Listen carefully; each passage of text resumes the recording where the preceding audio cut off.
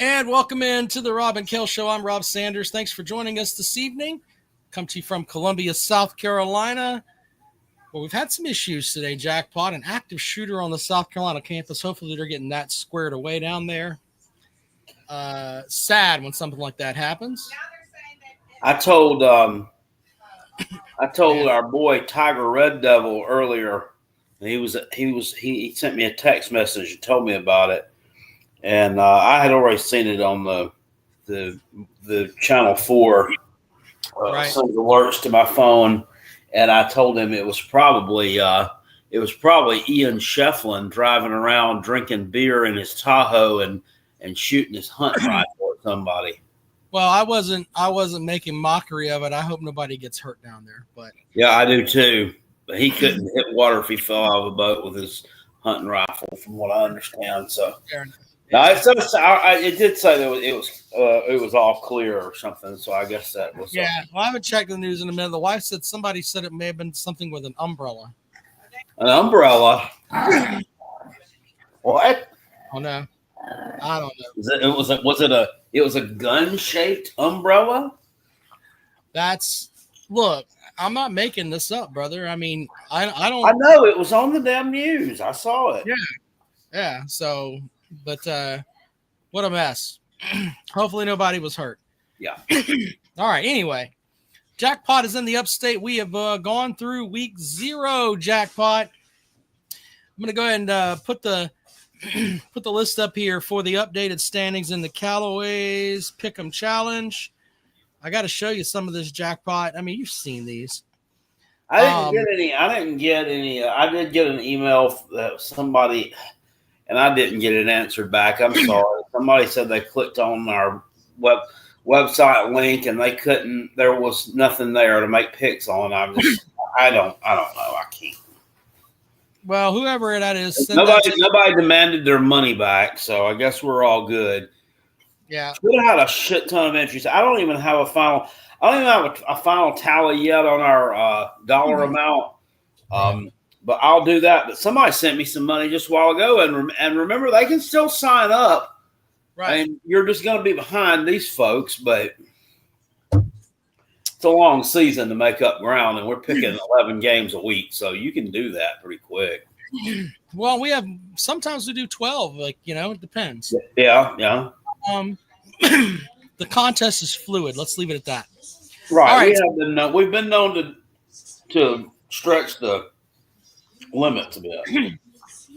So Cole Todd, we don't argue with hardware. People that went perfect on the week include Cole Todd, D-Fresh 52, Ray Bob, and the 803 Gator. Shout out to a ton of folks that went 4-1, including our defending champion Karen Sanders with 4. The Comrade came in with 4. Tiger Red Devil also with 4. And I'm looking through here. Who are the other 4s? Roll Tide TJ, Lee Dial, Greg's Boiled Peanuts. Yeah, so if you finish with 4, that's pretty good. If you finish with 5, that's like playing the Cracker Barrel game with the triangle, and you get all of them but just 1. They got rid of that. They got rid of that? They went out the door with the old man sitting there playing checkers. I just think they should call the place Honky Bucket. Why not? I don't know, but people was mad about that. People's mad about that logo getting changed. And old man, yeah, I don't know.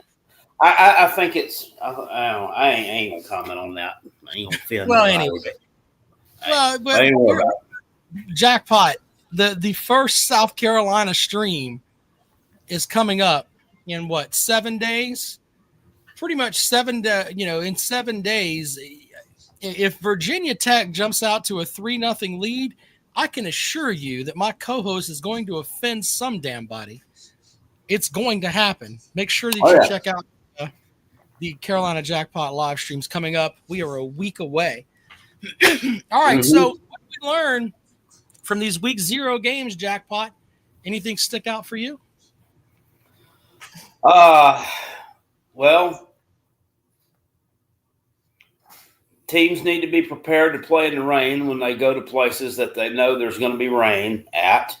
That's for one. Number two, Dan Mullen still sucks as a coach. That's for two. For three, Kansas might be the big team, or might be the team to beat in the Big 12.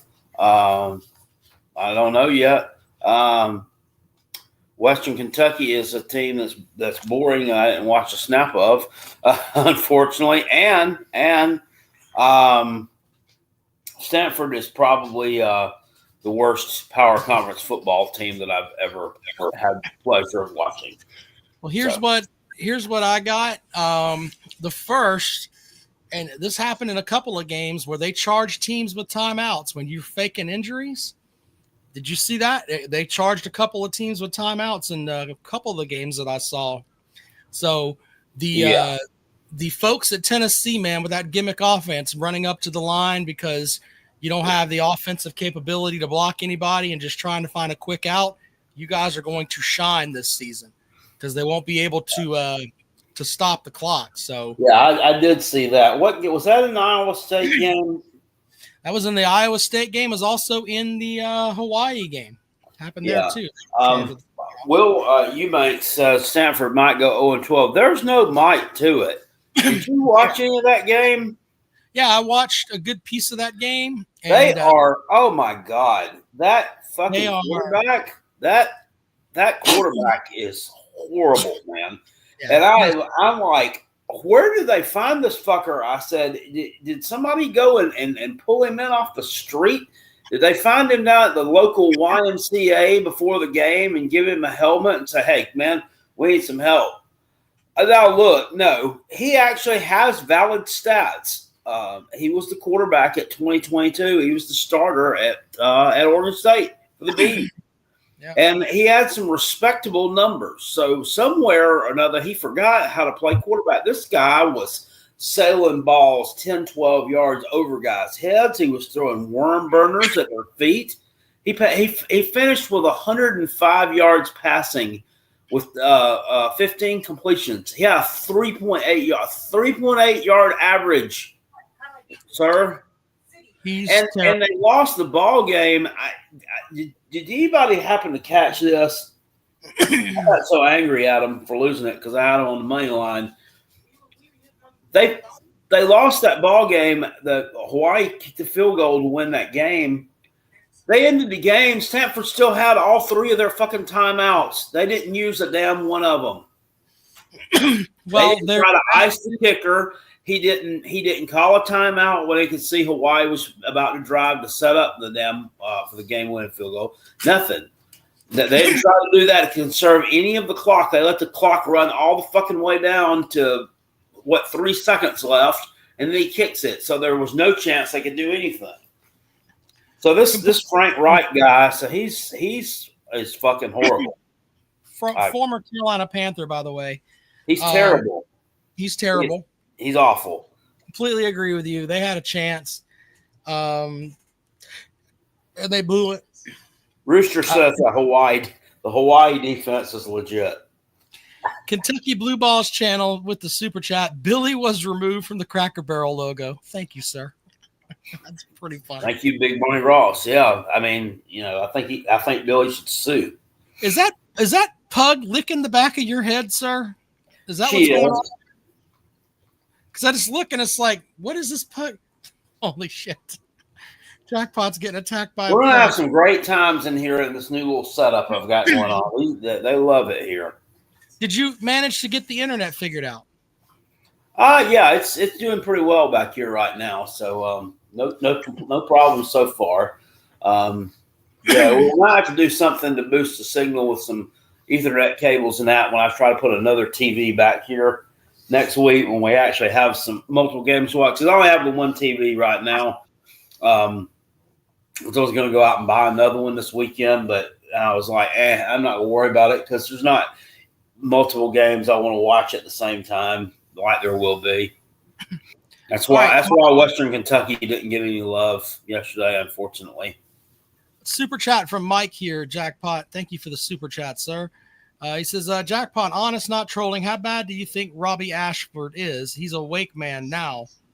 I don't think he's that bad. He's not bad. He's really athletic. I mean, he ain't gonna, he's not gonna be able to throw the ball around enough to beat any of the really good teams in the ACC. But I mean, he might be able to.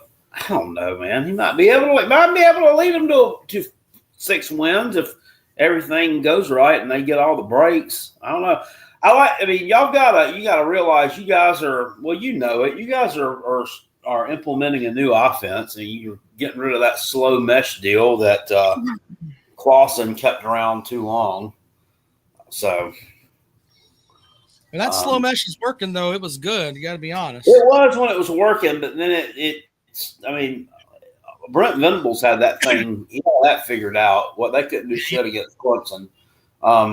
Hey, let's look at their schedule really quick here, Jackpot. Not that we're going to have a whole thing with Wake here, but Robbie Ashford had like 400 yards against Akron last year. It went off.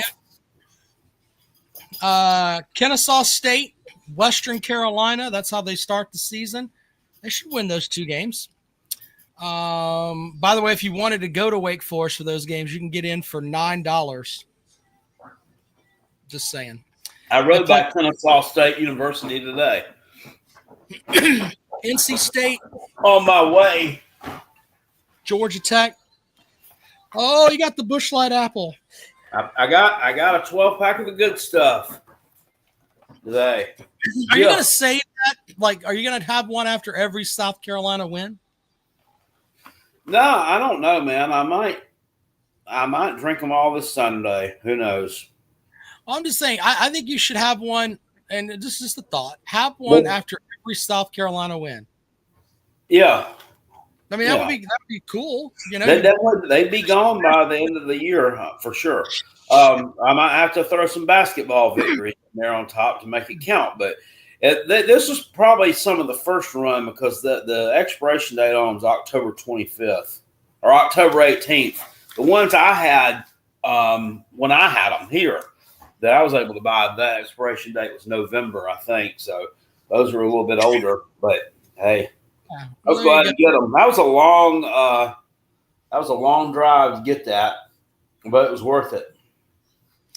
Well, there you go. I did not see a sign proclaiming Cartersville, Georgia, to be the home of number 1 overall draft pick Trevor Lawrence.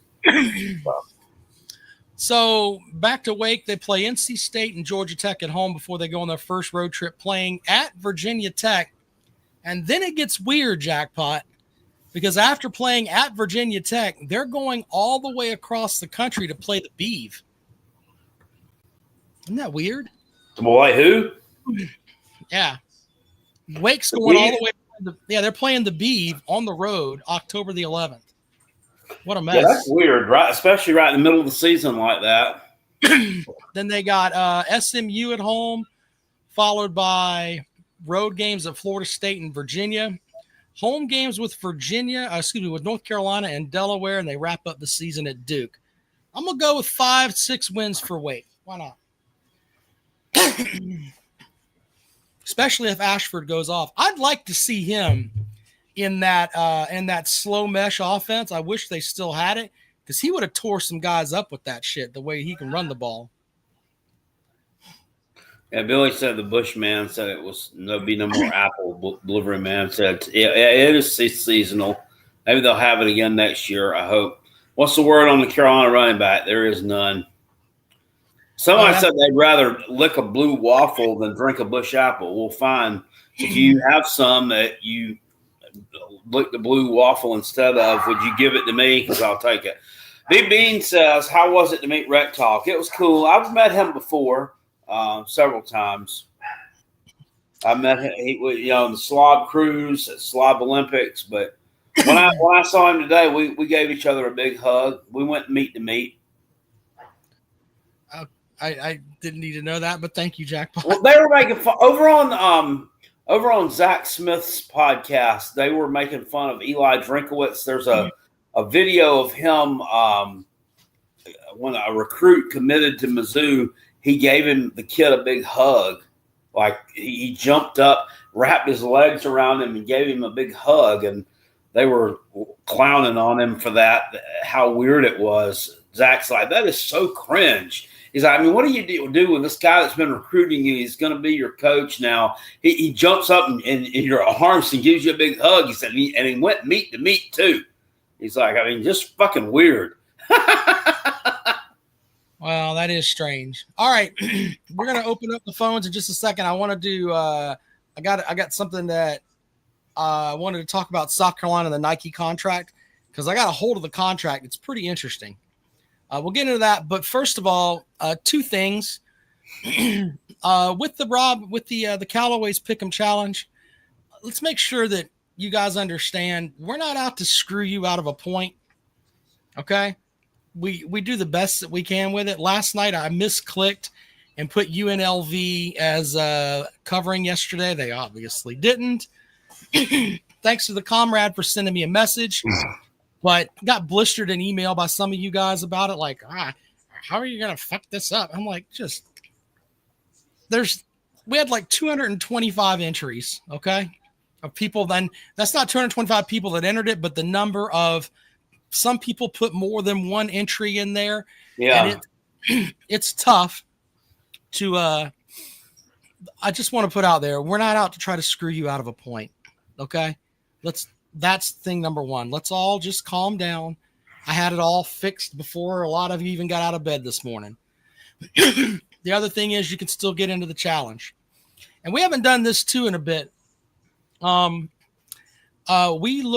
haven't done this in a while, but if you would like to sponsor the show, feel free to reach out to me.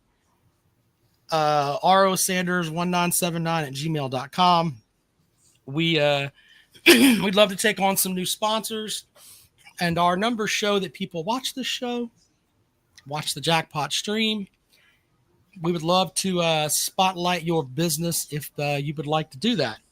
Sort of like Calloway's does with the Pick'em Challenge.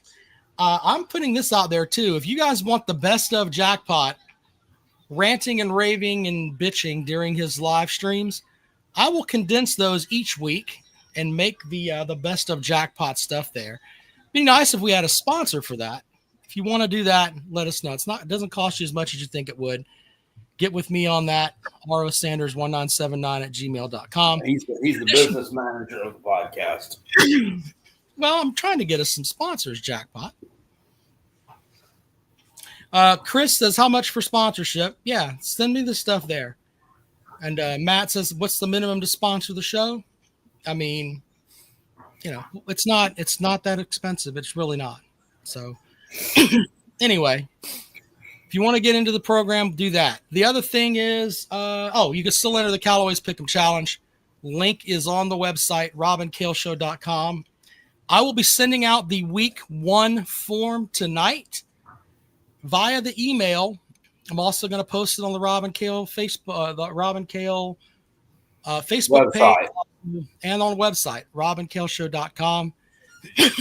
If you don't get the email, it's always on the website. Okay? We're not trying to keep you from getting picks. Let's make sure people know that too. Yeah, it's like 3 different places you can get it from. There's an email. You got an email. You got the website and the Facebook page too. Well, and would Jackpot, do you think I should send the standings out in the email? I can do that too. That's not that big of a deal. I can do that. Yeah, go ahead and do that. I might do that too. That way you'll know where you have stand. You have to hit the page down button to find mine right now. That's all right. I'm fixing them. This is when I start heating up, week 1. Okay, sir. Anyway, DNC Trucking and Transport sponsors the show. We have the Truth Serum segment here with our buddy, the Fireside Chats with Uncle Jackpot. Jackpot, read us something, sir. All right. Give me just a second.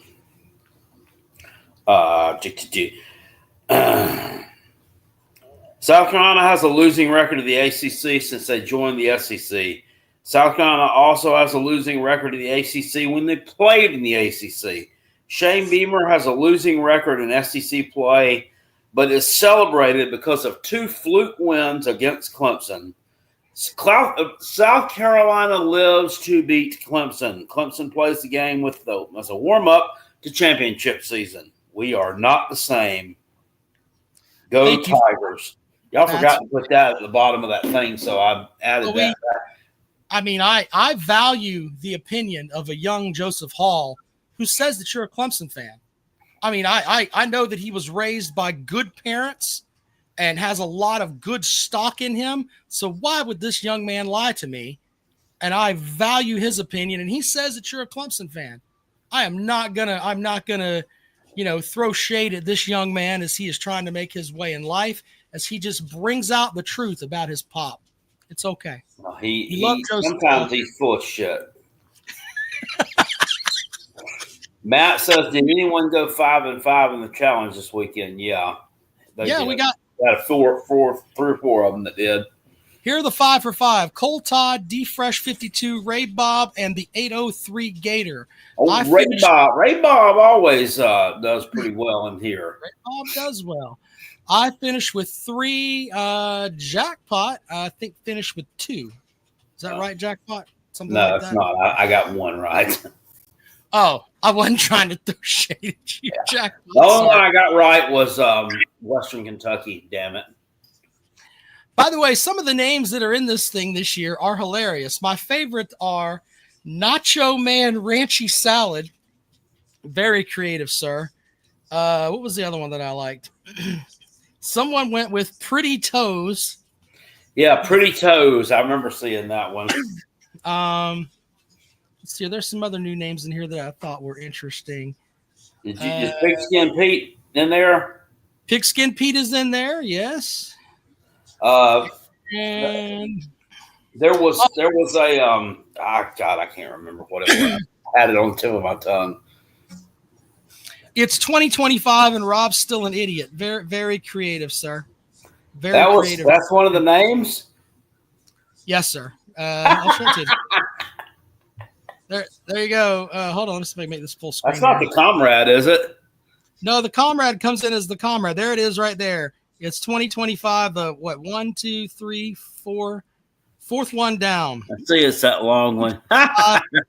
Rob's still an idiot. Thank you, sir. How many did they get right? 1. Who's the idiot now? What's up with all those with nothing beside it? Those are people that you sent me that they paid to be in the contest, but they did not.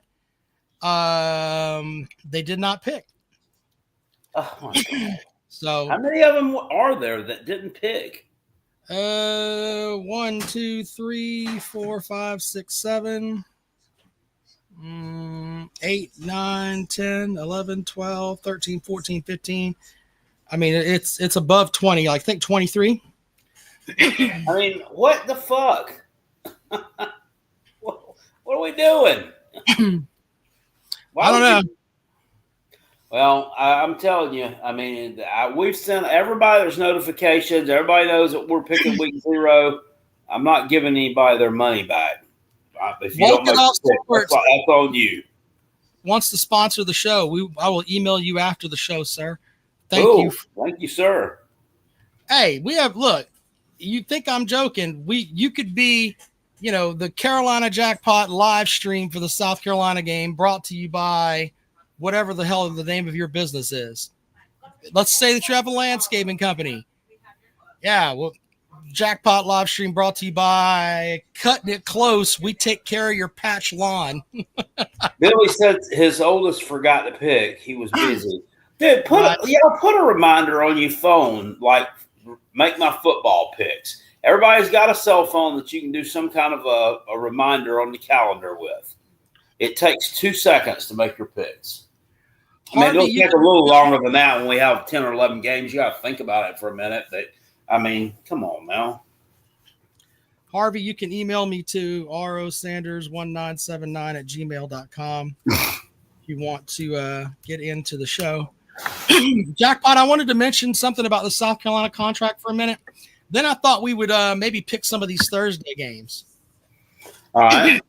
So I got a copy of the contract for South Carolina and their agreement with Nike. I don't want to get into too much of it, but I will tell you this. The Under Armour cleats, several Gamecock players, most notably Connor Shaw, said that they were terrible, and it's a good thing that they're getting out of them. So there's that. So they're going to the cleats that are worn by 75% of the NFL. South Carolina was the last school in the SEC to leave Under Armour and go with Nike. Auburn left last season. So on that front, it's good. Now, here's the great part.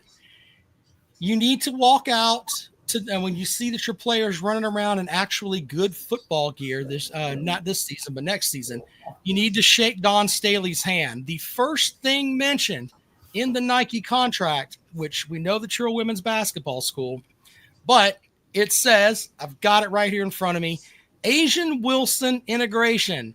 Recognizing Asia Wilson as an iconic USC athlete and ambassador, Nike will provide USC basketball with Nike-branded Asia Wilson sneakers, including USC-specific colorways to wear on court. Nike will also explore Asia Wilson travel and other team gear for USC women's basketball during the term. They don't mention anything about the football team until you get to the second page, just saying, hey, we're going to put them in our cutting-edge cleats. And you have to wear their cleats as part of it. Here's the other part, too, though, that I thought was interesting. They're going to do a full redesign of the South Carolina basketball court in Colonial Life Arena. The Nike designers are going to do that. So that's kind of cool, but you're getting this Nike money because of Asia Wilson and because of Don Staley. It has nothing to do with your football program. The contract so eloquently tells us. Just wanted to put that out there. There you go. No, right. I mean, whatever works, you know. Yep. It's not about your football team. Remember, you are not special. Okay. No. Asia Wilson is, though. Damn good player. There's the link. Yeah, well, we'll take it however we can get it. You know, I'm not picky. All right. You want to pick these Thursday games really quick, Jackpot? Let's look at these really quick here. There's a shit ton of games on Thursday night, but let's look at. So I'm going to give you the big ones here. Boise State plays at South Florida. Why is that? Hold on. I want to give you the lines on these too. Let's go this route. Boise State plays at South Florida. That's the first one. Boise State is a 6.5 point favorite there, Jackpot. Boise State's lost a lot, but South Florida, I don't know, man. What do you think? I mean, South Florida's always. I mean, they're right on the cusp. They've not really jumped up and bit anybody yet, but they've been right on the cusp of doing it. And I think Boise State, didn't they play an early season game last year against Georgia Southern or somebody, and it was a shootout? And there's no Ashton Genty there anymore. They still got a good team. I'm going to take South Florida. I think the homestanding Bulls kind of cover the spread in this one. I kind of like that too. The other games, let's see here. Too much going on over here. Hold on a second. Oh, the other game that is on Thursday night that's interesting. East Carolina plays at NC State. Remember, these two teams played in a bowl game, and they had a fight. I'm sure they'll be fighting at this game too. It's at Carter Finley Stadium up there in Raleigh. NC State is a 12-point favorite. I like East Carolina to cover. I like NC State. I think they're going to bounce back this year and have a good season. Simply because they didn't have a good season last year. Yeah. I think their quarterback's pretty good. I think he got his first start against Clemson, or he got his first gameplay against Clemson last year, and he kind of grew up a little bit. Give me NC State in a revenge spot there to kick the shit out of East Carolina. Two games on Friday night that are interesting. Actually, yeah, I got two games that might be interesting. Auburn is a 2.5 point favorite on the road at Baylor. This is if Auburn is supposed to be what they are, Josh Pate says they have a top 15 roster, then we're going to find out. They open up the season at Baylor. I'm going to take Baylor to win. I think Baylor wins too. I don't trust Auburn. I just don't. I don't know. It's more about that. I don't trust them. I think. I don't know. I don't know anything about Baylor's lines of scrimmage, but I trust Hugh Freeze to fuck it up. And the final one is Georgia Tech at Colorado. Georgia Tech is a 4-point favorite. I think they roll them. Like win by double digits. I don't know, man. I don't know. I'm going to take Georgia Tech to cover, but I don't feel good about it. I really don't. I don't. We've been talking about this. I was talking to Rec Talk about this today. How are they going to adjust to the altitude? They haven't dealt with anything like this before. He did say that they were going out there a little bit earlier in the week to try to get acclimated to the altitude there in Boulder. So, and Deion Sanders' team is kind of always an unknown, and that they did lose, right? Not just Travis Hunter. I mean, they lost a couple of other receivers too. They lost to Gustave, so they lost their running back to the Gamecocks. They might be in a bad way. Rooster says Georgia Tech, Colorado is going to be a shit show. I kind of agree. Let's welcome in Octavian to the program. What you got, buddy? What's going on? Jackpot, I was with you yesterday. Stanford is the worst power football team in the nation, sir. Did they call you back about your application yet? They need to, because that was just some piss poor coaching. It was horrible. Somebody needs to get in that. Somebody needs to get in that team's ass. Somebody needs to get in that team's ass. Yeah, I agree. Because that's number 15, man. What did they get that quarterback from? Like he's absolutely horrible. He's trash. One play he can shoot a damn ball. Octavian, I'm here. You were going to leave the Friars of Popeyes to do something for Stanford, and you were applying for that? Yeah, he's going to coach them. There's no Stanford coach at Stanford. Carolina. They look like that quarterback looked like DJ Ukulele on drugs. I swear. Go to the website. Hold on. Go to the website, robinkaleshow.com. The link is there. You can enter it. Octavian, I have a friend for you, sir. I have a friend for you that might enjoy you here. Enjoy chatting with you. Peg and Megan, welcome to the show. Hey guys. Hey, that female basketball school, imagine losing to that school in football. It's sad, isn't it? It's almost like Tennessee losing to Georgia State, or I can think of a lot of different things. It's very embarrassing, sir. Completely agree with you. It is. Hey, before I get drowned out with just pure ignorance here, Rob, I do have something for the bookcase of accountability for you.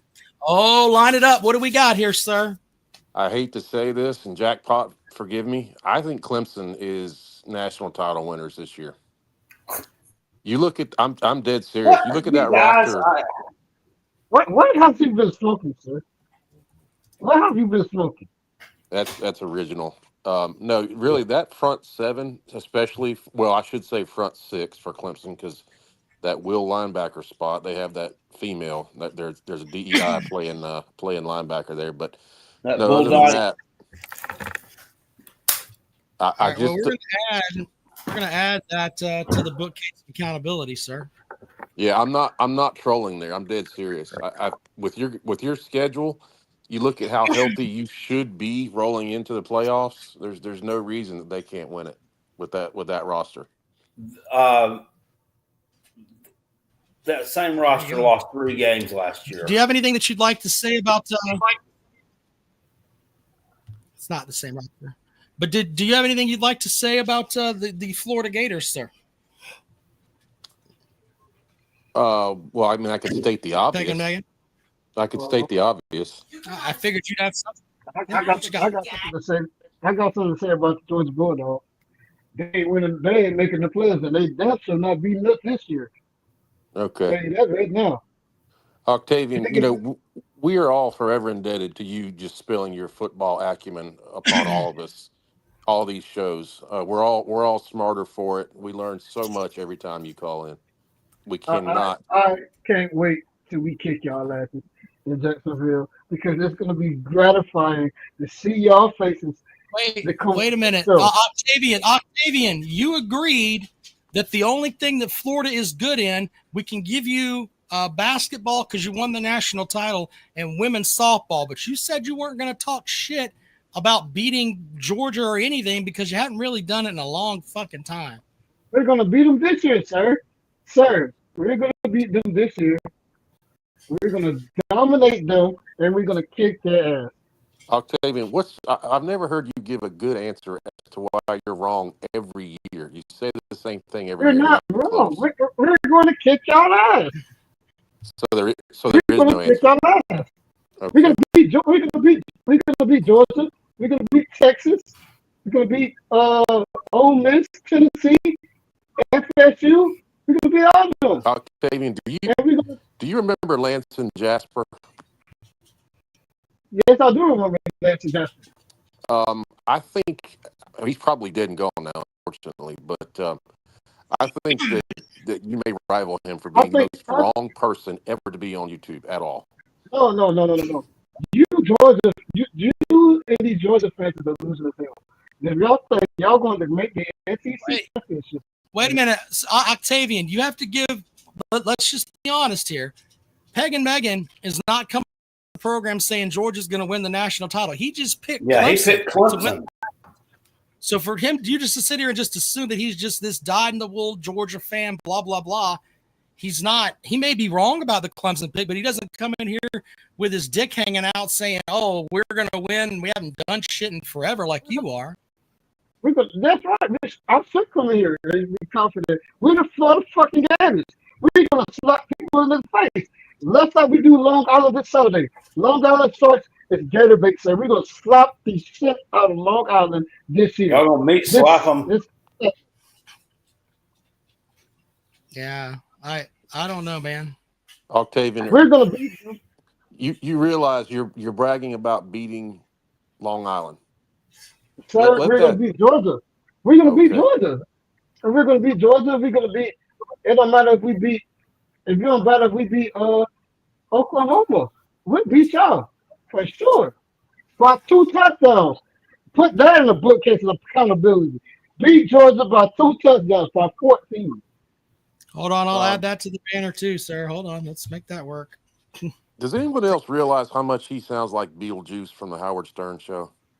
I don't know, but everybody. There's a lot of people out there that say that Florida would have beaten Georgia last year if DJ hadn't gotten hurt.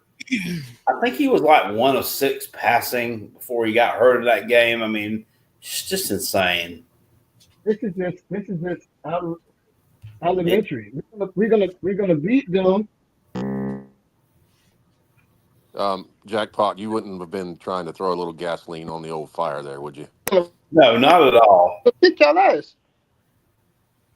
Okay, well, now I know. I won't even tune in this year to the game. Now I know, Octavian. I appreciate the heads up. Yeah, we're gonna just tune in and kick your ass. And make sure you be back on this show next week when South Carolina lose to Virginia Tech. Octavian, are you wearing a helmet right now? Are you on George Megan? Are you on George Megan?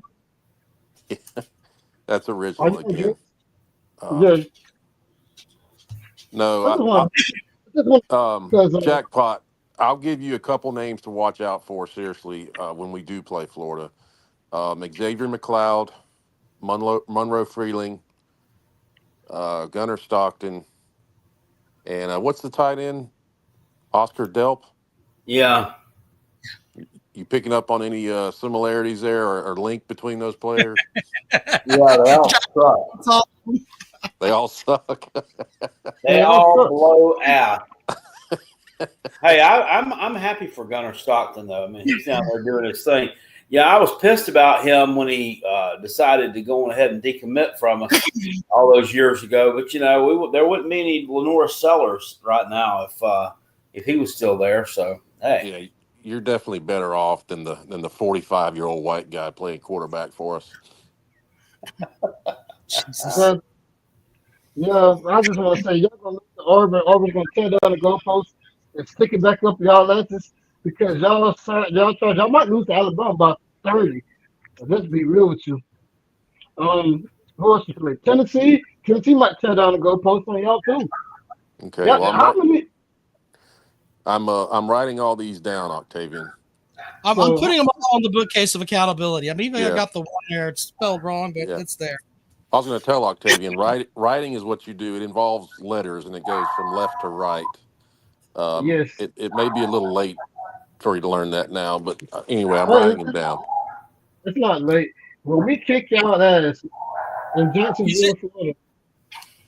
Octavian, is it true that DJ Lagway has a torn cervix and may be out the first game of the season? I heard something about that. Oh, he's not out the first game of the season. Oh, okay. Cool. Glad to hear he's healthy. Well, can you sew up a torn cervix with needle and thread, or does it have to heal itself? That's a good question, Jack. I don't know. You need to get on that. Maybe stitches in it would fix it. A couple stitches, sew him up. Yeah. I'm going to give somebody else a chance to soak up some knowledge while you have Octavian on here, guys. All right. Hey, always great to hear from you, sir. Good luck to your team this season. Have a good night. There you go. Peg and Megan joining the program. Octavian. What's up? What? What's up? I mean, are you on the line again tonight cooking and shit? Is that what you're doing? No, I'm home. Actually, I'm playing one of our viewers in South Carolina versus Florida right now. Oh, okay. So you're playing the PlayStation. Maybe that's the problem. Peckerhead, way to go, buddy. What you got? Listen, DJ Lagway sucks first and foremost. Sir, we will not do this shit today. The North Sellers has not won a goddamn game, sir. Sir. Hey, let me ask the Clemson fan on the panel: would you rather have DJ Lagway or Lenore Sellers as your coach, as your quarterback? Wait a minute. Let me answer the question. Hold on. God damn it, Octavian. I would rather have Sellers at some point than Klubnik. So let's just, if we're being completely honest here, all right, because I think there's a higher ceiling with Sellers than there is with Klubnik. Sellers is going to win games this season, and he has a lackluster class. We still are, as far as players playing with him. We don't really know who his running back is going to be. I'm not really impressed with anybody in that wide receiver room, and they're still going to win at least 6 or 7 games. So you put Klubnik over there. I think Klubnik, he's going to be good, but with that cast, he'd probably go 4-8. This is the guy who's already got there's a lot of talent. I mean, number 3 player in the country. Can you believe this fucking schmuck has a Gatorade deal, DJ Lagway? Yep. Yeah. One of the He's got a Gatorade deal? Yeah. Yes. We got a Gatorade deal, and he got a T-Mobile deal. Granted. I mean, there is a bit of a Florida pipeline, I'd imagine, to that. Well, that's He's sponsored by T-Mobile, sir. We have a generational quarterback. Wait a minute. Hold on, he Octavian. ought to sponsor Liquid IV as much as he's in the damn hospital. Well, that too, but also I think he's got a Tampax deal. That's probably in the works. Yeah. But just so people know, Copper Tone, don't forget about that. You remember that old? Paid a shit ton of money to DJ Uiagalelei, and he didn't do shit. So just because you have endorsement doesn't mean anything. Yeah. That was one of like the first original NIL deals, wasn't it? Well, hell, ask Southern Cal how Malachi Nelson is doing. Brother's at UTEP now. He's at fucking UTEP. Hey, UTEP is badass, man. Hey, well, I like some UTEP. Everybody's talking to me about my patriotic look tonight. Look, I put this on because I was cold. This is actually pajamas. This is actually a onesie.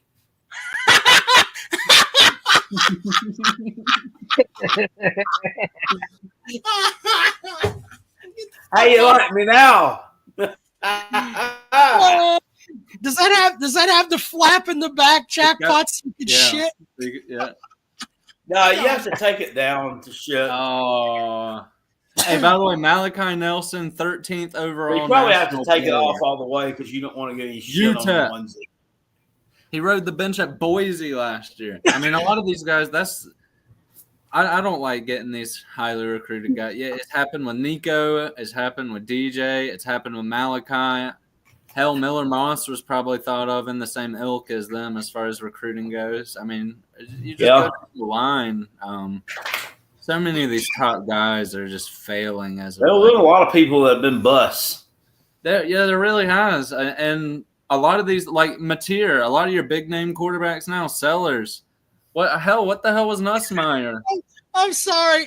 I'm not trying to shit on what you're saying here, Peckerhead, but Jackpot, this goddamn onesie has got the chat room on fire. Holy shit. Nussmeier was a 4-star. But better not be wearing a diaper with that. It'd be an adult diaper at this point. Dear God, Jackpot. No. Did you buy that or did your wife get you that? All right, hey. My wife got it for me. Oh, man. Jackpot, show us that outfit again, brother. Yeah, one more time. Show us the outfit, Jackpot. Dear God. Oh, my goodness. I'm sorry, Jackpot. I know you're not supposed to poke fun at your host, but God damn it, Jackpot, you're not helping. Oh. Oh, damn. I mean, that's. I love it. I mean, it's warm. You know what I'm saying? Any sponsors we were going to get tonight are like, fuck that. He's going to take his money and buy. Listen. I'm going to put this out for the show. Kale will stitch your sponsorship to the onesie for an agreed upon amount. This is almost as cool as you can sponsor the Kale onesie.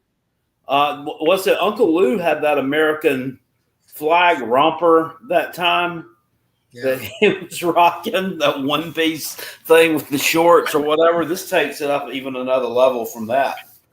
So I got look at that one from Cocky Pod. That's kind of leaning into what I'm saying. If you could highlight that comment. Cocky Pod with Rooster. The last 3 5-star quarterbacks to win the Natty: J.J. McCarthy, Shunsun Lawrence, and Cam Newton. That's a lot bigger spread than I'm sure most of us would have thought. You know what I mean? You got to think of some of the ones that have won it recent members. So I mean, like what? Will Howard. I think Blake Sims got one. Stetson Bennett won 2. But you also, like Deshaun Watson was a 4-star player. People don't realize that he was. Bryce Young, what was he? Bryce Young, let me check. He was. I'd imagine he was pretty highly. So 2019 with Joe Burrow. He was a 3-star, I think. 2018, 2017. Who do they count as winning it in 2017? Would you count Tua or Jalen Hurts? They probably counted Hurts. I think Tua was a 4-star or 5-star, wasn't he? Or it might have been the other way around. Hurts was the 5-star and Tua was a 4. I don't know. At the end of the day, the point remains. I mean, even over the last 3 years, I could point to 3 absolute busts who were in the top. Will was right. Yeah, Mac Jones was the QB in 2020 at Bama. My bad. So I don't like going after these big guys, and it's not working for these teams who think they're getting a savior. I mean, hell, it didn't work for Tennessee. It's not going to work for Florida. These teams are – Yes, I'm serious. Is it going to work for South Carolina, sir? We already got our quarterback. We didn't go get an NIL merchant. We got a homegrown talent and developed him. We got a diamond in the rough. We have a 3-star diamond in the rough. 3-star diamond in the rough? He's projected to be the #1 pick in the draft on several different boards. We don't argue shit like that. He's talented. He's a talented quarterback, sir. More talented than Calloway, according to several folks. He is fucking trash. Based off of what, Octavian? Let's hear this. How is Sellers trash? Go ahead. The floor is yours. Trash. What has he done, sir? He lost out a bowl game. He haven't won shit for y'all for real. He beat Clemson. That's a huge accomplishment by 3 points. That's the only thing he's done. Not very many people go into Clemson and win at all. That's the only thing he's done. Clemson got ranked higher than anybody DJ Lagway beat. Yeah, I was just about to ask. Name DJ Lagway's quality win real quick. Well, we beat Florida State. We beat Ole Miss, and we beat LSU. Oh, Florida State. You beat a 7. What did LSU? You said Florida State. Please tell me you didn't say Florida State. 2 wins. You're counting that as a quality win. LSU after they had been gutted. We blow out our rivals, sir. Like y'all got a miracle victory in Death Valley. Hey, did you beat a playoff team? We did. We should have. We should have beat 2 of them. Did you? We should have. We should have beat Georgia and we should have beat Tennessee. We let Tennessee get away with that dumbass fourth down call that really still has to be muted. Hey, I would like to say win those games. That's the whole gist of it. Exactly. You didn't win those games. And the only playoff team South Carolina came up against, what was the result of that game, Octavian? You just looked at us. You had 2 chances. We had 1. What did we do with our 1 chance? Y'all got lucky there. Y'all got lucky. You can't bring yourself to admit. Listen, I'm not even being disrespectful, Octavian. I'm just spoon feeding you the answers. All right, you gotta figure out some way to get through this. Every year it's the same thing. Sellers would drop nuts on Lagway, and he wouldn't do shit about it. As a matter of fact, I would imagine the Florida team, just for the slight semblance that maybe he would transfer there, would defend Sellers over that fucking bum you got in Lagway. I mean, the dude sucks, and you're just hand over fist giving him money. Hand over fist giving him money. The motherfucker won you nothing. He fell out of what was it, Sanford? He put up all them numbers against, and then he coasted. Wow. He coasted the rest of the year. He had 1 good game and coasted, and you're not the only one. I've seen other Florida people acting like this dude has arrived. Yeah, and done nothing. Sir, we're gonna kick everybody's defense, sir, this year. What the hell is y'all seeing, sir? What are y'all SEC fans seeing? Hey, can you hold on just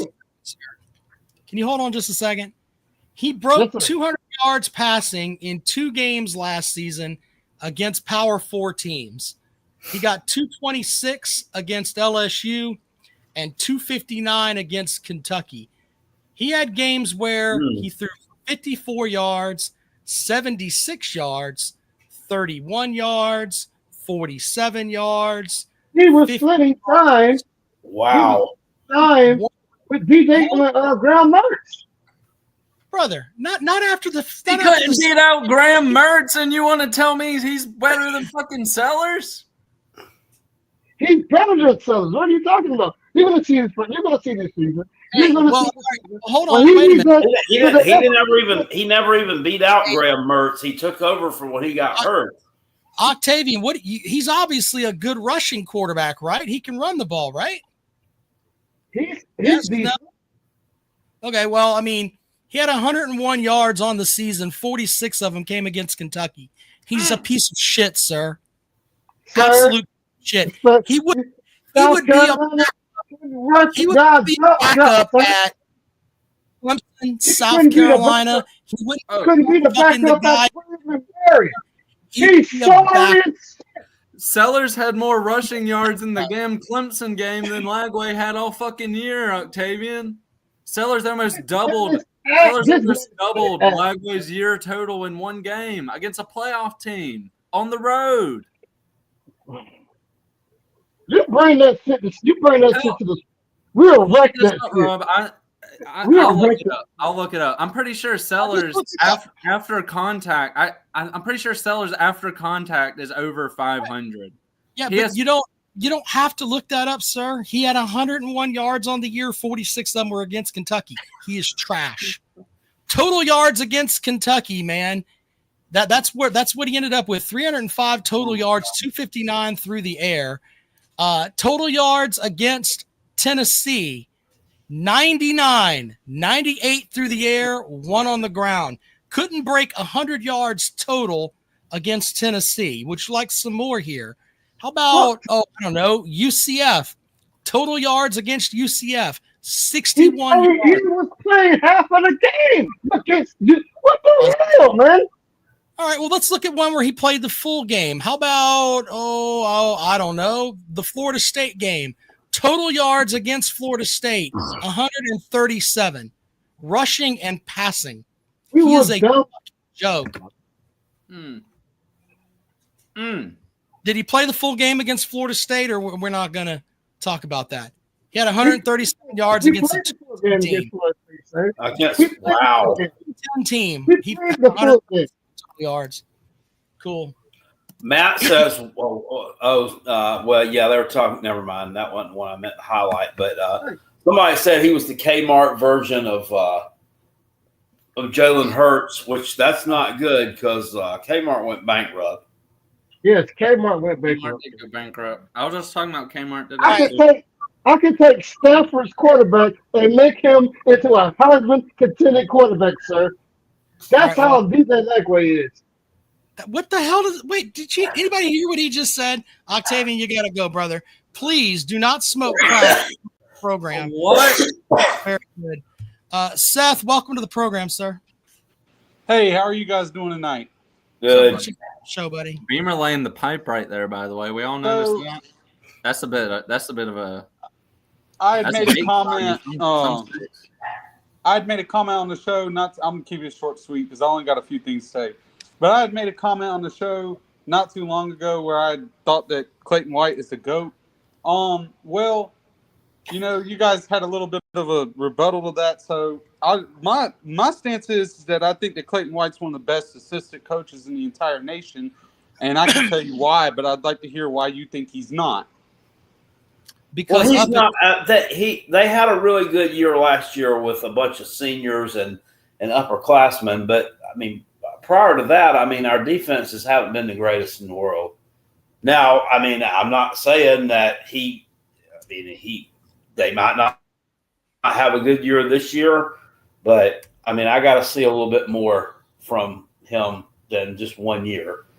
If they can take this team, everybody's worried about the defense this year. If there's no major drop-off and they still develop some stars out of some of these guys, then I'll start to buy in a little bit more. But right now, I'm kind of in a wait-and-see mode. I'm not ready. I can't anoint him as being a really good defensive coordinator yet after just 1 year. So let me give you some stats here. Last season, you finished 4th in the conference in total defense, had a great year. In 2023, you were 12th. In 2022, you were 10th. That's why this whole thing of Clayton White is odd. What Jackpot said is a fact. You had a bunch of seniors. A lot of them came together before going and putting this guy out as the next best defensive coordinator. He had a couple of years where you were in the double digits as far as total defense goes. That's why I'm not buying the whole he's the greatest coach ever. Right. I understand. I understand what you guys are saying, but I definitely don't think that he's definitely better than any coordinator they've had the last decade. And it's not even really close. Welcome to the program, Peso Frank. You just found the channel. Thank you, sir. What's up, Peso? I'd also like to say that, Peso was asking about live play-by-play, Cal. I'll let him know you do that. Oh, yeah, I do that every game. I read this. Unless I happen to attend it, which normally is once a year. So this is one of those stats that I can't verify, so take it with a grain of salt. But I read something somewhere that Carolina allegedly leads the SEC in turnovers since hiring Clayton White. Turnovers forced, that is. They do. They average getting 22 turnovers a season, which is well over 1 a game. Right. You could not. So I mean that I get it. That in itself leads credence to. I mean, getting turnovers wins ball games, regardless if you give up yards. And then also in 2023 where he had those. I'd also like to bring up though in 2023 in his worst defensive season, the Gamecocks, it says here, they surrendered 149 rushing yards per game, the fewest since 2016 and the second fewest since 2012. They forced 17 turnovers in all 12 games, which isn't a small amount. And linebacker Debo Williams was the first team All-SEC selection. If you also notice that the Gamecocks lost the time of possession battle and I think 9 out of 12 games that season. So even in a few of their wins, they lost the time of possession battle. Yeah, because the offense was hot doo-doo and they couldn't hold on to the ball. I think the defense was a good bit better of a unit than given really credit for because they were always on the field. Spencer Rattler and the offense couldn't move the ball. We had a lot of 3 and outs. I mean, I just think that I don't know. The guy's been a Frank Boyle's nominee now 5 different times. I don't know. He had top 25 defenses at Western Kentucky. I think he's extremely good. I also know that Jackpot was kind of thinking, what the fuck with this guy after the defense from 2023. So Eddie was over there with the Eddie said, hey, so Carolina Jackpot screams live games, and then he mistyped and he typed streams. No, what you said the first time there was correct, sir. I do scream the live games. That's absolutely correct. By the way, if you send us a PayPal starting on Wednesday, PayPal, Venmo, or whatever, we are going to get Jackpot like 4 different Roku remotes. That way, in case he breaks the first one, he'll be able to have it ready. We want to make sure he's squared away for the season. So, hey, did you see those? Did Kale send you that goofy ass Virginia Tech Waffle House video? I didn't see that. I did see where, and I kind of laughed about it, but I did see where in like several different threads on X and on Facebook and everything else, like Virginia Tech fans are thinking they're just going to walk in and win this fucking game. And I was like, what? I've read that. I mean, there are some mouthy Virginia Tech fans out there. I think they're just trolling because they know they're not.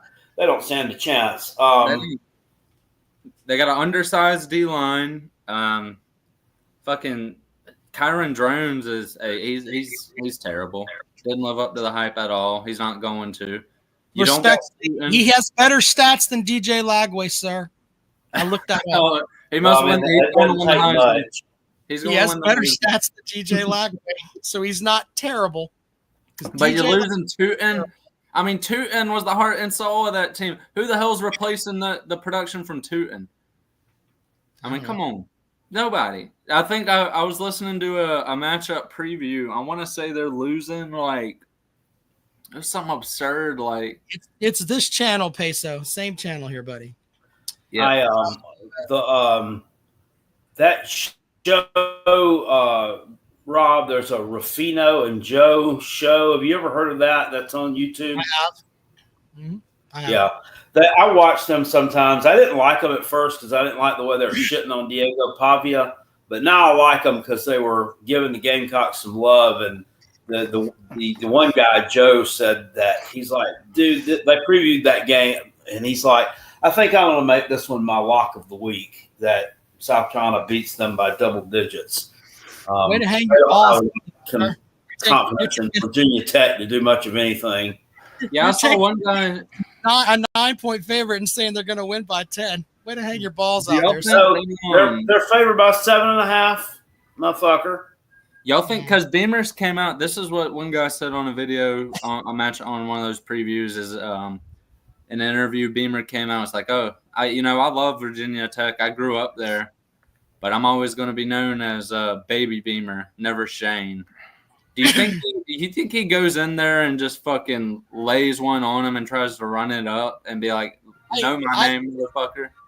I think it's going to be the other end of it, simply because his degree's from there. He's, he's not.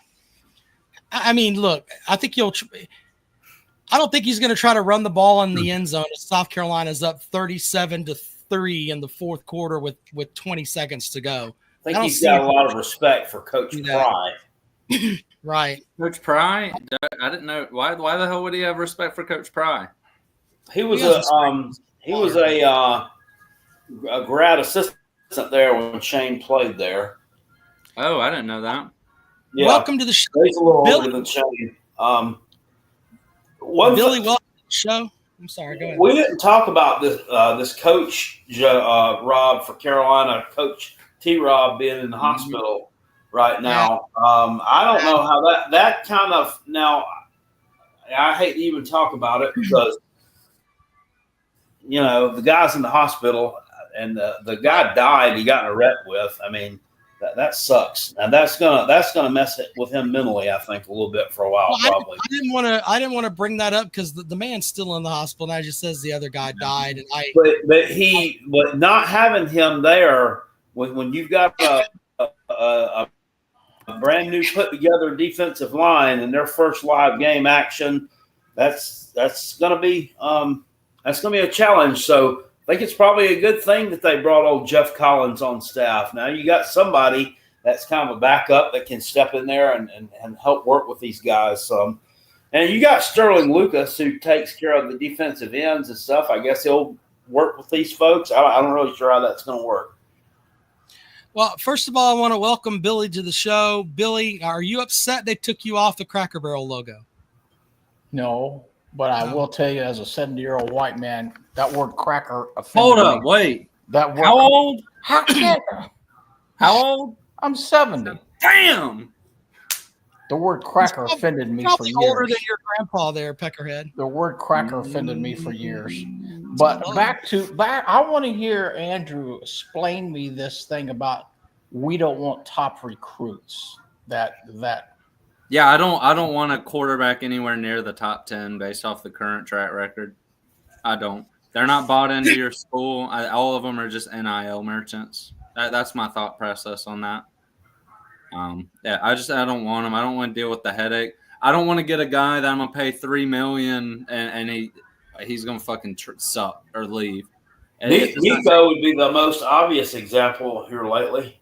Yeah. It just seems like there's a lot more value in going after not the top quarterback, not even the top 2 or 3, but going into that 5 to 10 range. Well, back to that stat with those 4 or 5 3-stars that you used.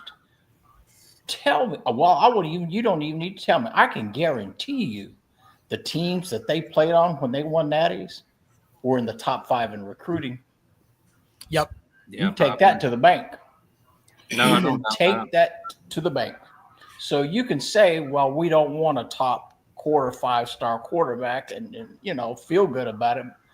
But you need them at some positions. I agree with that, particularly D-line. You can't show me a natty that's been won in the last 20 years where their recruiting has not been in the top 5. Well, one other thing, too, to put out there, I read an article they did like a blind survey with a lot of Power 4 schools, and they talked about what they were giving quarterbacks, et cetera, as far as money goes.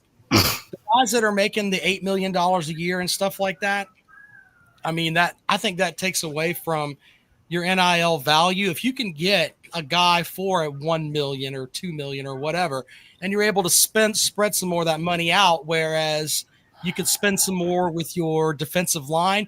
Like pass rushers, they said, are in the 1.5 range. That is insane to me.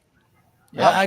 You've got to be able, if you have a great pass rusher like a Stewart that South Carolina has, that should be one of the top things on your damn roster. But they give all the money to the quarterback. It's kind of crazy. Yeah, and that's kind of where I'm leaning towards. I think a lot of it, like I said, I don't like getting these NIL merchants. I don't think they're going to win ball games. I haven't seen it yet consistently. And until I do, I'm not going to change my opinion on it. I think you're much better off, like Rob said, going and getting, a high 4-star And I'm not saying go get bottom of the barrel. Still go get a decent quarterback, but just don't get what's perceived as cream of the crop, and then go out and get you a D end. Go out and get you a 6'4", 5-star wide receiver. I'm sure you can get one of them for probably around the same. Well, one other little note here: the adage that there's not enough money here or there when it comes to football is bullshit. Because there are people within each organization, whether it's the Garnet Trust or whatever, they will go to big people that have money in that state and be like, look, we got to get $2 million for X kid. Remember the guy that was lighting up LSU last year? We need $2 million for that. And they will get it. They'll get it. That's everywhere else. So the odds that there's no money in football is fucking makes me laugh. Mr. Knipe says Syracuse is about to wipe Tennessee off the field. Oh, yeah, I don't know about that. That's going on the book. No, you're not. You're not supposed to smoke weed the night before you go to work. Those heavy equipment stuff. You back into somebody again, you're gonna lose your job. Well, y'all want to hear something interesting? By the way, I saw this smoking crack on the line at Popeyes. We just heard him earlier. Well, I saw this. Yeah, he can do it. Why can't he? I saw this about NIL. Y'all saw the Middle Tennessee State story? No. They are so to save money for their NIL, right? They eliminated all their alternative uniforms and cut back all their helmets. They're down to like one jersey, one uniform, one pant to put the rest of the money into their NIL. They ended up saving close to $700,000. They're having they say only 30% of their roster right now is receiving NIL, and that rest of that $700,000 is going to be kind of Hunger Games style between the rest of the 70%. Where is it at? This is at Middle Tennessee State. And if you look at their recruiting, it might be working. They're recruiting in their conference. They're usually bottom of the barrel. They've had a top 4 class in their conference the last 2 years. This is how it should be. And but I wanted to mention this too, because this is where I think NIL should be. The Hunger Games aspect of it is position groups are like, seeing how whoever raises the most money gets like $5,000. Whoever sells the most tickets to a home game gets like $10,000. And they're doing it by position group. And like the offensive linemen started I think it was a lawn care business, and all the money is going towards the football team. So they're doing it like it should be done, where these guys are going out, they're using their name to establish businesses and establish connections in the community, and then they're getting rewarded based off of that versus just, hey, come play for me, I'll give you a badge. I agree with you on the capitalism front. I think that's the most American thing ever. But there's going to be a section of people that are going to come out here shortly. Why aren't women getting more money? Yep. That is going to happen. They're fixing to get sued. The thing with that is it would baffle me if them generating money by cutting back on things that they spend on. Because that's already money allotted to them for that specific thing. You know what I mean? I'm with you, but as far as when it gets down to revenue sharing and stuff like that, where money in the pocket of college athletes, I'm telling you, it's going to get to a point where there's going to be a section of folks that are like, why aren't women getting more money? And it's not going to be looked at from a normal perspective of, well, we put 80,000 fucking people in a stadium for a football game. You drew 12 people to a volleyball game. Why should that person that plays there get the same amount of money that Lenore Sellers does? They're not going to hear that. They're going to hear fuckery. And why aren't these little girls getting money? And it's not. I can guarantee you, Dawn Staley ain't going to take a cut. She ain't taking a cut. She also, is not going to take a cut to Beamer. How the hell are they spending $700,000 on uniforms to begin with? If we just take a second to evaluate that number, just by cutting back on uniforms, those are combos, they have saved $700,000. Billy, a program like that Middle Tennessee State has to. They really don't have a choice. But Billy, I mentioned this earlier, and you were talking about Dawn Staley. the first thing mentioned in the Nike contract is about Asia Wilson and the South Carolina women's basketball team. I was poking at the South Carolina fans, but I guarantee you, behind the scenes, Dawn Staley, Asia Wilson, and all that, they had something to do with this contract. I would bet you a meatball sandwich on it. And I love I guarantee you, I don't know who the AD is in South Carolina, but he's not going to cut money out of Dawn Staley's basketball program. There ain't no way on God's green earth he'll do that. You ain't got the backbone to begin with. They've got some pretty good incentives too. I did see, hell, they get $50,000 cash bonus for winning the women's natty. Yeah, that's they got the stuff down here. Yeah, if for football, if you play in the conference championship game, it's $10,000, $20,000 to win the conference championship game. Play in a CFP game in the first round, it's 10, 15 in the quarters, 25 in the semifinal. 50 if you play in the national championship game, 100 if you win the national championship. For basketball, if you win the conference tournament, it's $10,000. If you play in the Final Four, it's $25,000. Win the national title, it's $50,000. And then they put baseball and softball in here. Participating in a regional, $10,000. Participating in the World Series, $15,000. And winning the NCAA College World Series is $25,000, according to the contract. That seems like a hefty amount for baseball and softball, particularly softball. Jesus. Win a super regional, that's a pretty damn good season there, buddy. That means you're going to the – I mean, if you get into you win your regular regional and go to the super regional, you're one of the 16 best teams in the country then. You get $10,000. That's pretty good. Yeah, I wonder how much is that just to the team or is that per person, you reckon? I think that just goes to the program.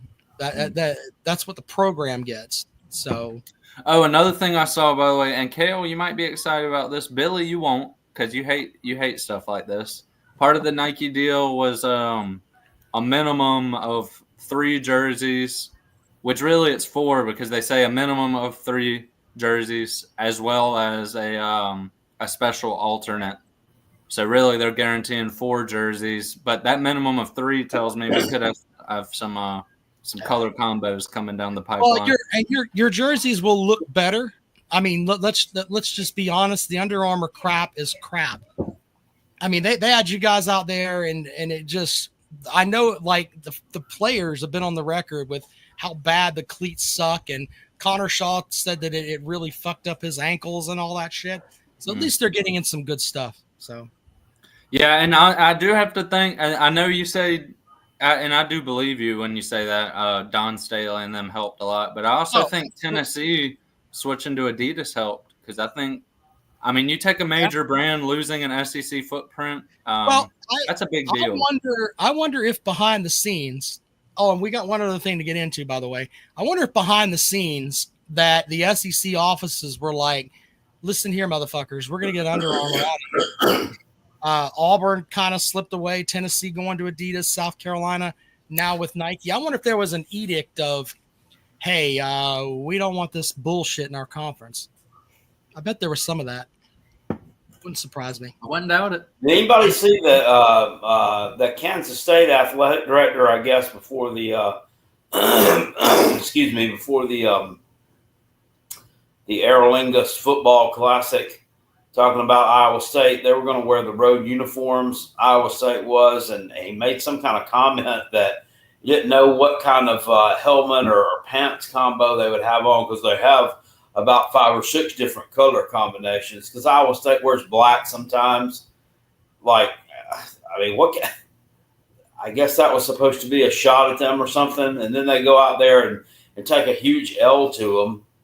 You know, if I was Iowa State's coach, I would have said, we it doesn't matter if we got out here in doo-doo brown jerseys. I mean, we just smacked you around Dublin, Ireland. Now go fight each other in a mud puddle, losers.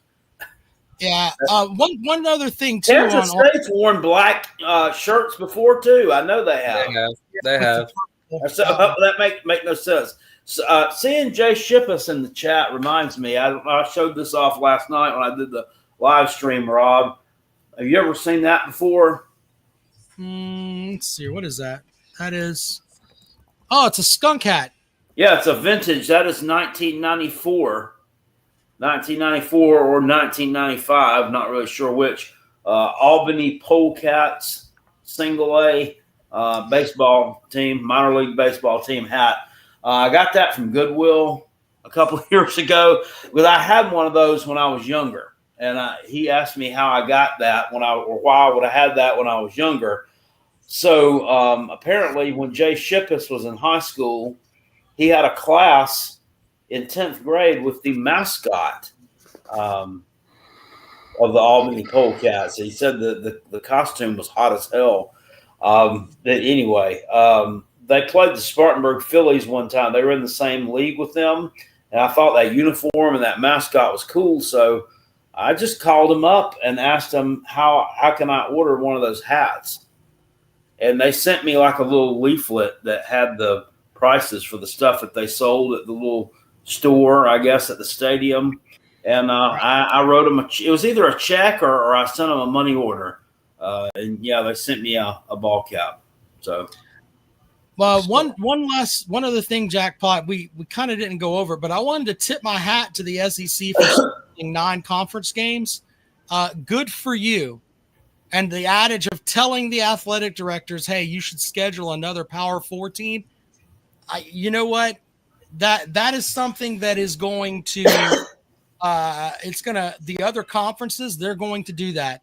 I think it's a great move by the SEC as far as making sure that you put quality games on the field. Well, these coaches and these players are making enough money to where, they can play.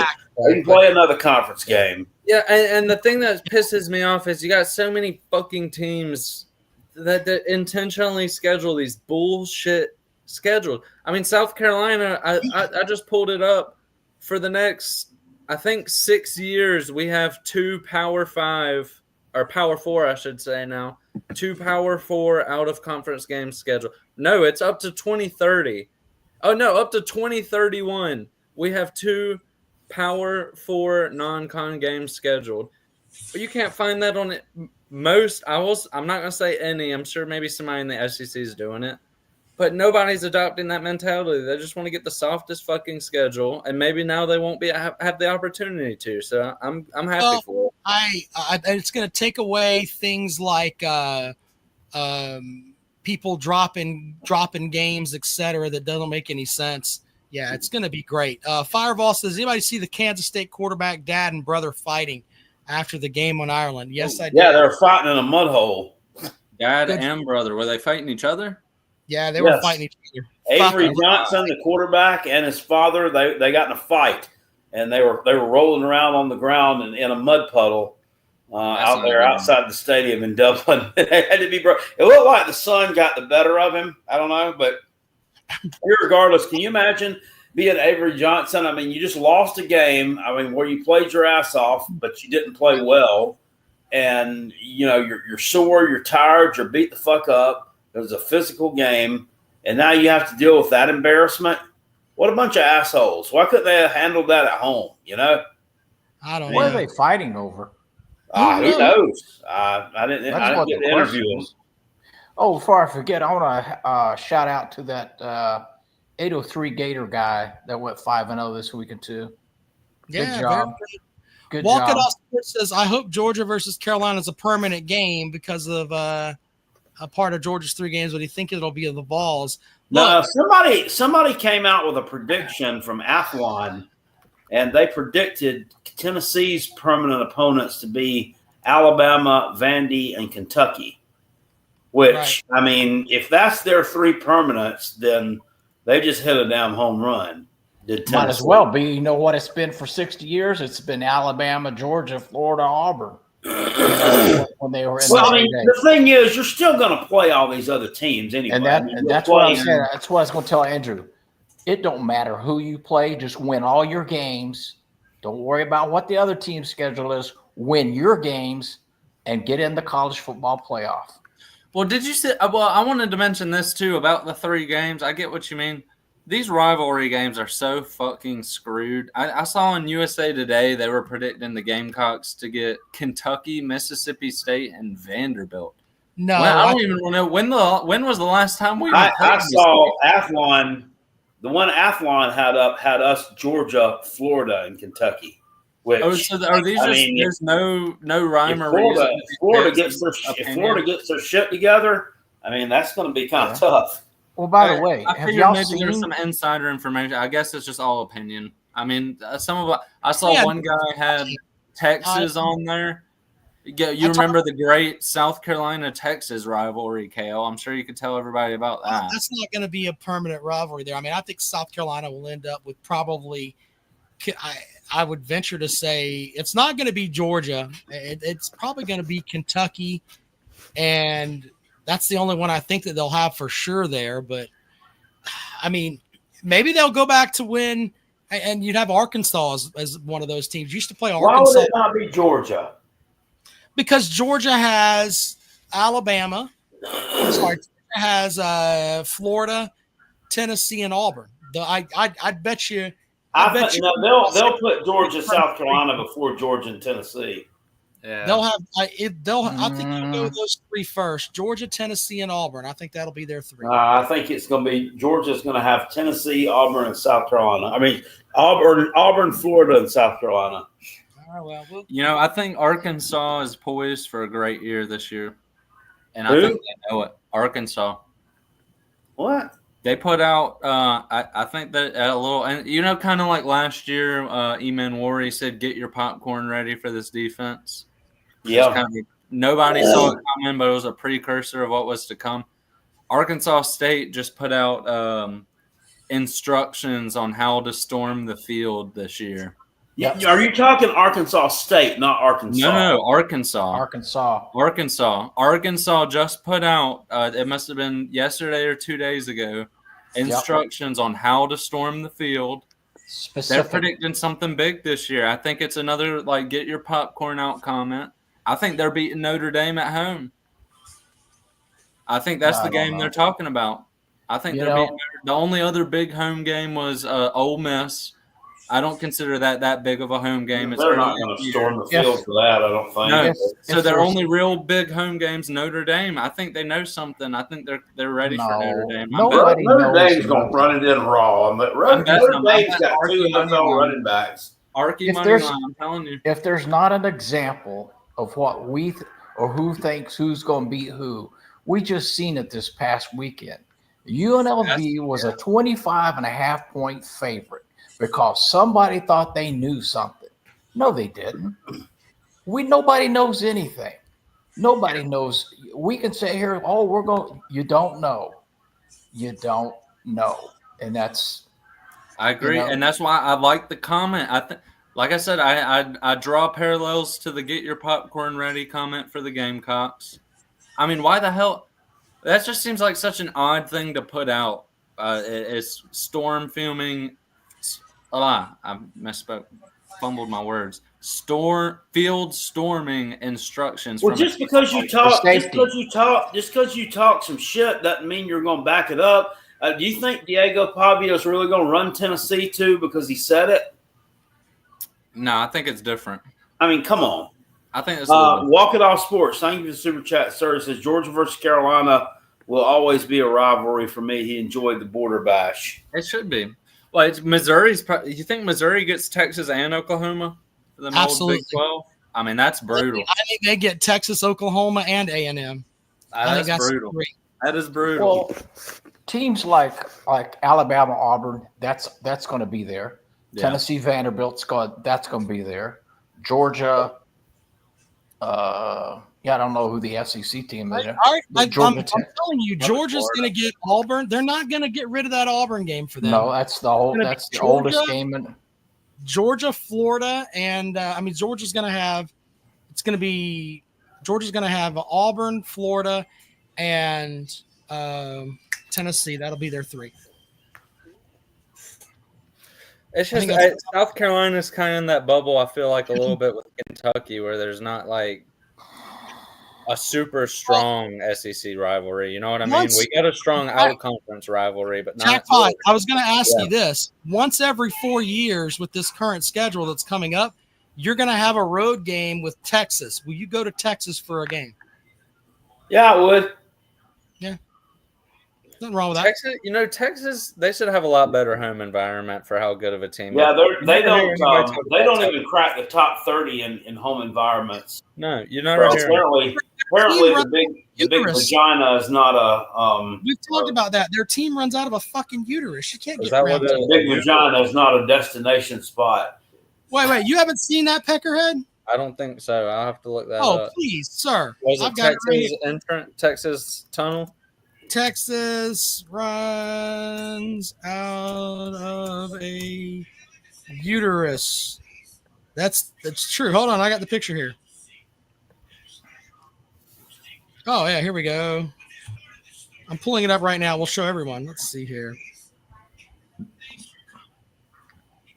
Yeah, there we go. I'm showing it to you right now. Hold on, let's see here. Share the screen here. They run out of a uterus. Share screen. Real bad, Harvey Wickenbecker. Real bad. There you go. In Austin as a kid. That's what they run out of. Look at that, Peckerhead. It's a uterus. Yeah. How do you have a good home environment when you run out of a uterus, sir? That's Longhorns. Well, the angle isn't the best. Let's just say that. The angle isn't the best. It definitely, I mean, God forbid they were red. Since we're pulling up things on YouTube, this isn't college football related, but I don't know how it is on my algorithm the other day. I was picking, and not trolling, but I don't know if y'all seen this. It brought up Miss Teen South Carolina from like 2004. Oh my God. Oh my God. Go watch that. Joe Lish says, Texas, Georgia last year, I was like, this ain't a scary place in Austin to go play at. Not gonna lie. Thank you. Yeah, y'all destroyed that. The only thing that was scary about it is when they started throwing the trash on the field. Was that the girl who had that? Remember that when they started throwing trash on the field because they didn't like one of the calls, and they ended up reversing it, kind of making it look like they influenced the ref's decision. That's why I said I don't want to ever hear anything about Tennessee again. Yeah, Andrew, it is. Tennessee's still going to always catch hell for that mustard bottle. I know what you're talking about. Hey, by the way, what's the over/under set on green dildos flying in Colonial Life Arena this year? I was going to ask that question earlier, and I forgot about it. Who's going to throw a green dildo? There was one thrown at a football game. The reason is allegedly that they got the Vikings, I think, got like a trans cheerleader, and so they were the first team to get the green dildo. Easy there. Chris Canuck still in the comments. Hey, don't disrespect Chris. Come on, he's now. up. Chris is he's good up. people. Chris is good people. But listen, Don Staley's catching. I seen Chris wearing that neon green vest that matches that damn dildo they threw. That's what I'm saying. Don Staley's catching a dildo or two this year. They better put up. I saw something about the WNBA considering putting up like dildo nets all around the court to prevent them. The funniest thing though is when it just lands right on the suction cup and just starts boinging back and forth. We haven't seen that yet, but I guarantee it, the internet's gonna go wild. God forbid someone hit the backboard. Well, no, somebody's been practicing throwing that shit, hitting the backboard, or just throwing it where it'll actually land, and they're boinging and just have a dick flopping in the wind. I'm telling you, how are these people that didn't get arrested? How are they launching it? Because if it was me and I was going to launch one, what I'd do is I would wait, like right out in the tunnel of, one of the little sections to go from the concourse to the stands. I would wait. I'd make sure the security officer was facing the court, and I would run through there and run up behind him, and I would launch that shit, and then I'd turn around and haul ass back out. And here's another question too. I'd go hide in the bathroom and get in one of the stalls and like climb up on the toilet where you couldn't see there was anybody in there until like everything died down, and then I'd leave. Jackpot, would you be able to hide one of those dildos in that onesie you're wearing? Oh yeah, no, two of them probably. It's got two pockets. Well, here's the other question we got to consider too: is how many dildos have been thrown that simply haven't made it to the court yet? Like how many got stoned in the back of the skull with a? I don't know. Some people might have them hid behind their seats. All right, let's read Joe Lish's super chat here. All right, two questions. Is anyone concerned about Beamer wanting to go to Virginia Tech? does he have respect for VT because his dad, or is he like, nah, I want to destroy them? It must be a complex vibe for him. Thank you. Go ahead, KO.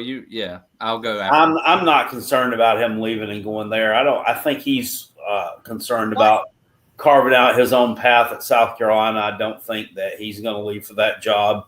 That would be a step down, in my opinion. I don't think they could pay him what he's making here. Two, I don't know. I think he's kind of maturing as a coach a little bit. I think he's probably taken this game and just he would be well served to just focus on it like you're prepping for Vandy or you're prepping for Ole Miss or what have you. I mean, just not even worry about it. Yeah, it's Virginia Tech. I mean, yeah. Here's what it is. They're out there to beat you because they don't care about. They don't care that that his dad coached there. Virginia Tech doesn't, so we shouldn't reciprocate it. Since Octavian's back in the comments, sir, do you know your coach is 19-19 overall at Florida, and he's 10-14 in the NC, sir? Did you know that, sir? He also looks like an overgrown hobbit, so I don't want to hear any shit from fucking Florida people. Overgrown what? Overgrown hobbit. Yeah. I've also Beamer ain't going to Virginia Tech. Long story short, he already said South Carolina. No, why would he go there? I mean, let's just think about that for a second. I mean, that makes zero sense. I don't That's know why. A step down. Now, I mean, I will say this: I do think because right around I think Fuente was fired in what was he fired 2020 or 2021 somewhere around there. After 2021. Okay, so yeah, that would have been after Beamer was hired at Carolina. Yeah. I mean, Fuente, he had some bad years, though. I wouldn't doubt if Beamer was kind of putting out he wanted the job. The only reason I would see him running up the score is if he put out for the job, said I wanted it, and didn't get it. I brought up the baby Beamer thing earlier.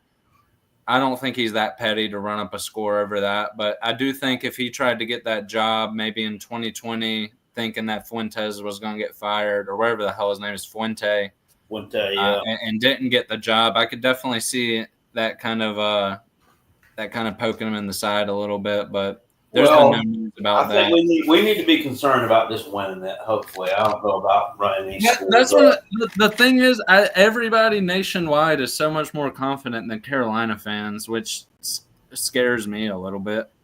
It's because we've seen this song and dance before. Yeah. And also, it's not this that we've seen the song and dance before. You don't know what you're going to get from Virginia Tech. There's so much unknown with them. I mean, these teams, these games used to be a lot more. They were a lot easier to predict what was going to happen because even with Clemson. You know what you're going to get with Clemson in game. Cade Klubnik's going to complete a lot of passes. They're probably going to run the ball halfway decent because they'll find somebody to do that. But the offense is probably going to click because we saw what it did last year. And we know their defense is probably going to play pretty well. I mean, but it's like you used to be able to kind of predict that with every team. Now it's like with a Virginia Tech. I mean, they've got like 30 transfers or something on the. You don't know what they're going to get. They got a brand new OC, a brand new DC. I mean. Who knows? And neither one of them were in college football last year. Well, one I think NFL. I think one was coaching somewhere in high school. I think that they're trying to go at it, and with all the transfers that they brought in, they're hoping to have a season like Florida State had a couple of years ago, where they brought in all these mercenary players, and it ended up working out. Indiana last year. Yeah. I think a lot of those transfers Florida State brought in were high level transfers. I don't think the ones Virginia Tech brought in. Fireball says if Virginia Tech beats y'all, Beamer will get fired at the end of the year. Well, that's a boneheaded Tennessee Tech. Hey, listen. Ohio State lost to Virginia Tech at start the 2014 season off, and then we ended up winning the damn national championship. It's a dumb take from someone outside of the fan base. Beamer's got enough credibility. Hell, if the sky falls down and he wins 4 games this year, the man ain't getting fired. Nope. The man ain't getting fired. We just sold out season tickets for the first time in our history. There's more buy-in in this program than there has ever been. There's more money in this program than there has ever been. just from a financial standpoint, they're keeping him around. I mean, the dude is far and away from a hot seat. Hell, I would wager, honest to God, I would say Tennessee's Josh Heupel with that playoff appearance is closer to a hot seat than Beamer is with the Gamecock fans. So Virginia Tech finished 44th in the 247. The Nico drama, the Boo Carter drama, all that drama. Go ahead, Rob. I'm sorry. It's 44th in the transfer portal rankings. 1 4-star player, 28 3-star guys. Oh God! They basically went to the middle Tennessee level and got a shit. I'm looking at some of the players here to see where they come from here. So guys coming into the program, they got a 3-star linebacker from Auburn. They got a guy from Temple. Way to go. A guy from Jackson State. A guy from Hawaii. Georgia Southern. South Florida. I mean, I'm just reading fucking Elon. There were no fucking P4 transfers these guys could get. Yeah, they have some. They got 2 from West Virginia. Let's see here. 1 from Oklahoma State, 1 from Auburn, 1 from North Carolina. I mean, but they're rated as 3-star. Jeez, that's a lot of transfers. That's got to be so hard to get these guys to play as a cohesive unit. I couldn't imagine. Yeah, and that's one of the things that's a little upsetting with what Beamer does is taking the O-line transfers. I hate it because these are guys I feel like you got to get gelled. You got to know what you're doing without communication on that group, and getting these plug and plays. It doesn't seem to work. I don't think it's worked well at Carolina. I mean, statistically wise, it certainly hasn't. I mean, I don't know how that works. I don't know. I mean, what if you get a couple of these dudes together and they fucking hate each other, you know? I mean, it's weird. I mean, these are college dudes. Who's on HR to find out who's a Crip and who's a Blood? Make sure they get people that are getting along. Oh, shit. Yeah, I mean, that's a good point. I don't like it. And it's got to be – I still don't know how all these kids – get all their classes to transfer and meet all the eligibility to transfer colleges that fast. I mean, especially these multi-year transfers. I have transferred colleges. It's a pain in the ass, man. I couldn't imagine doing it on the drop of a hat or multiple times in a year. That handles that for them. Yeah, they got somebody takes care of those guys. Oh, so it's all out of house for them. They just say, I'm going here, and it's done for them, you reckon? Yeah, I mean, that's probably basically about how it is. Here, sign here. Sign we'll here. We'll take care of the rest. God, I wish, man. It was not just a regular schmo like yourself. Oh, I did. Here's an interesting question. I know it's getting late. Do y'all think any of these conferences are going to start to look to trim off some fat? Like, because I know we're moving to a power conference landscape. When are we going to start seeing some of the – we're all about adding, but when are we going to start trimming off some fat? What do y'all think about that? What, getting rid of teams? Yeah, I'm thinking Vandy in the SEC. I'm thinking new addition, but you could use Stanford for the ACC. Hell, someone like who's terrible in the Big Ten? Like if we were looking, right now you'd have to go. What's the determination for it? Is it? Let's just say, whatever the determination is. Do y'all think we're going to see conferences start doing it? Is more so the question.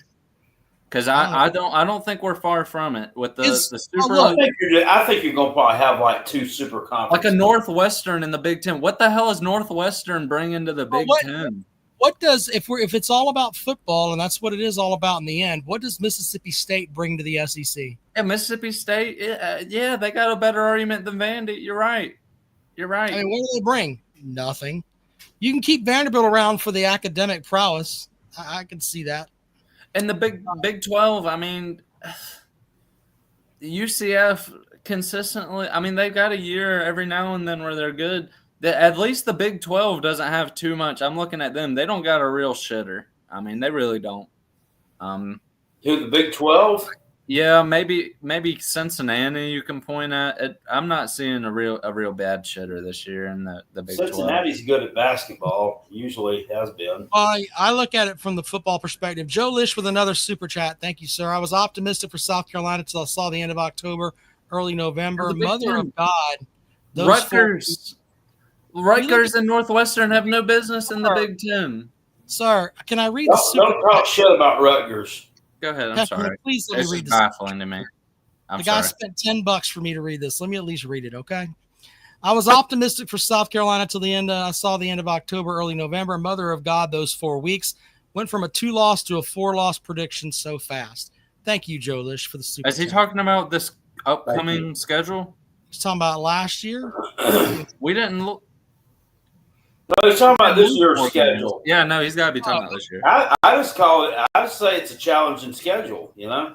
The thing, I mean, last year was a challenge. We always play a challenging schedule. And so I hate you're in the SEC. You know, when you're a good team, you're going to play a hard schedule every year. Exactly. When you're a good team and it doesn't matter.